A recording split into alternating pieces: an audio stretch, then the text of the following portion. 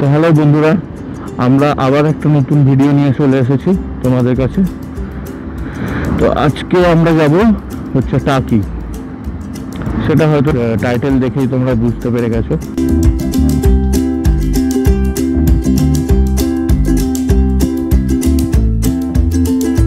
টাকিতে প্রথম যে স্পটে যাব সেটা হচ্ছে টাকি রাজবাড়ি ঘাট।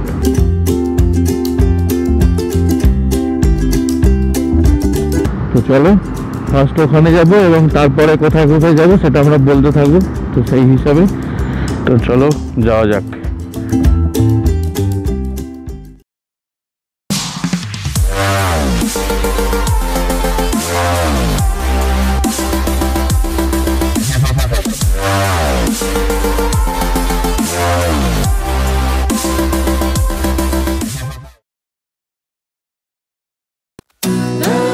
তো তোমরা যারা এখনো আমাদের এই চ্যানেলটিকে সাবস্ক্রাইব করোনি তারা অবশ্যই আমাদের এই চ্যানেলটি সাবস্ক্রাইব করো এরকম আরো ঘুরতে যাওয়ার ভিডিও দেখার জন্য।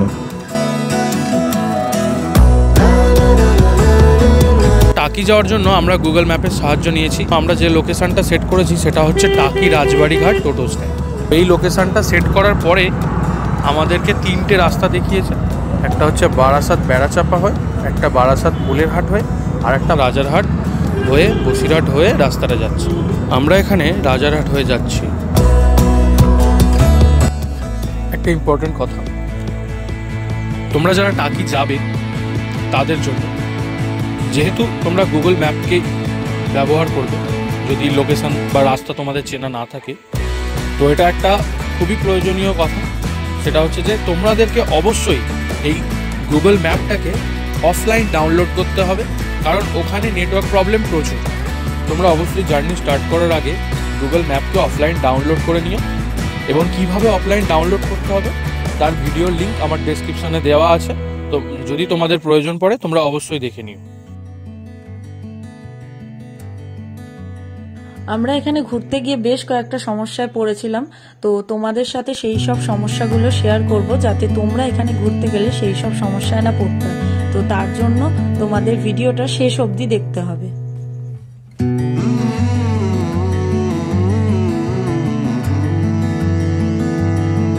আমরা এখন লঞ্চে রয়েছি, লঞ্চ ছেড়েও দিয়েছে। আমাদের নদীর ধার দিয়ে নিয়ে যাচ্ছে যাতে আমরা সবকিছু ভালো করে দেখতে পারি। এগুলো হলো পিকনিক স্পট, পিকনিক করার জন্য এগুলো করা হয়েছে।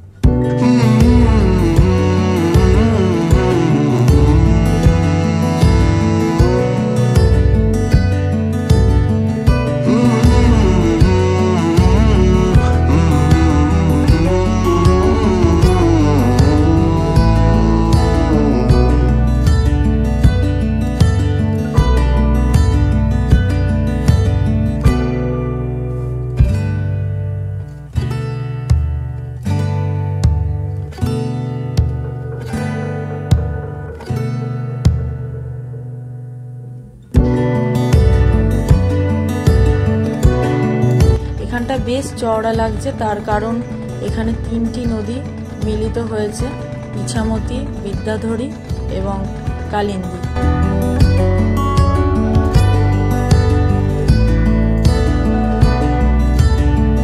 প্রায় অনেক দূর চলে এসেছি, এবার আমাদের নৌকা ঘুরিয়ে নিচ্ছে। এই দিকটাই হচ্ছে বাংলাদেশ, এটা বাংলাদেশের সাতক্ষীরা। আমি যতটা সম্ভব চেষ্টা করছি দেখানোর।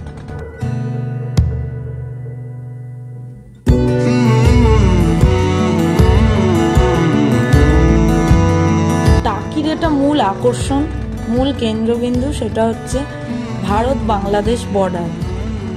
একদিকে ভারত আর একদিকে বাংলাদেশ।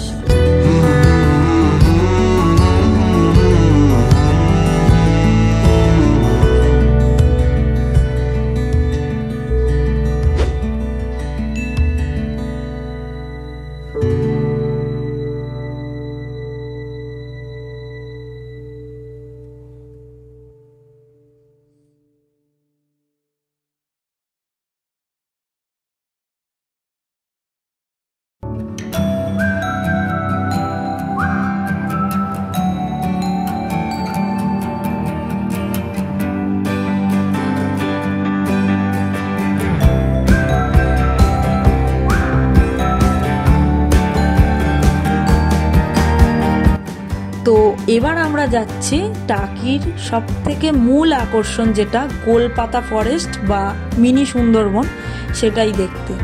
এখানকার রাস্তার ভিউ অসাধারণ লাগবে, জঙ্গলের মধ্যে দিয়ে প্রায় রাস্তাটা, আর সাথে এরকমভাবেই বারবার ইছামতির দেখা মিলবে। তো এরমভাবেই আস্তে আস্তে গোলপাতা ফরেস্টের দিকে আমরা এখন যাচ্ছি।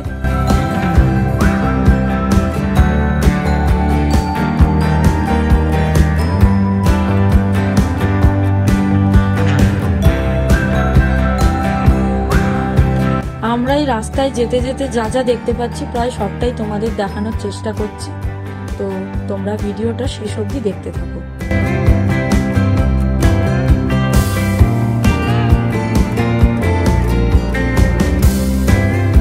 যেহেতু আমরা উইকেন্ডে গিয়েছিলাম এবং সকালবেলায় গোলপাতা ফরেস্টে গিয়েছিলাম, তাই জন্য আমাদের বেশ ভালো রকম একটা সমস্যায় পড়তে হয়েছিল।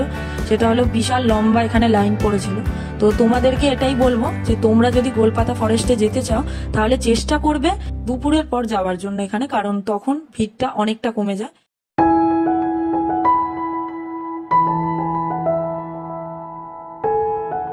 তোমাদের জানিয়ে রাখি, এই গোলপাতা ফরেস্টে যেতে গেলে আর্মি ক্যাম্প থেকে পারমিশন করাতে হয় আধার কার্ড জমা দিয়ে। যদি সাথে গাড়ি বা বাইক নিয়ে যাও তাহলে গাড়ির নাম্বার আর আধার কার্ড দিয়ে ওখান থেকে পারমিশন করিয়ে নিতে হয়।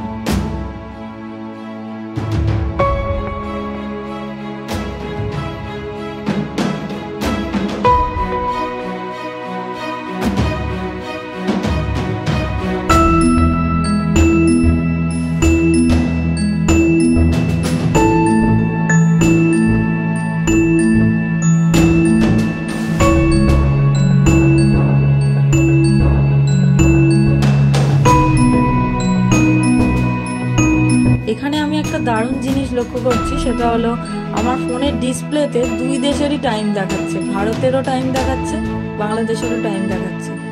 আমাদের ইন্ডিয়ার ঘড়িতে এখন 3:04 বাজে, কিন্তু বাংলাদেশের টাইম অনুযায়ী 3:34 দেখাচ্ছে। তো এটা আমার কাছে দারুণ লাগছে, কারণ এর আগে কখনো আমি এরকম দেখিনি। তো তোমরা এখানে যখন আসবে তোমরা চাইলে ফোনটা চেক করে দেখতে পারো, আশা করি তোমরাও দেখতে পাবে।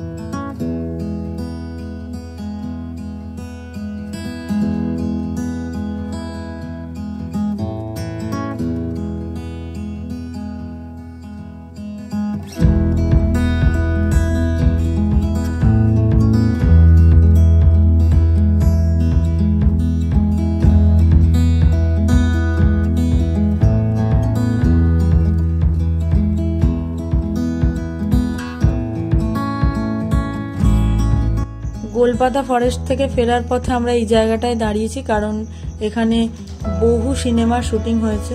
সম্প্রতি আবির চট্টোপাধ্যায়ের বিসর্জন সিনেমার একটি দৃশ্য এখানে শুট করা হয়েছে।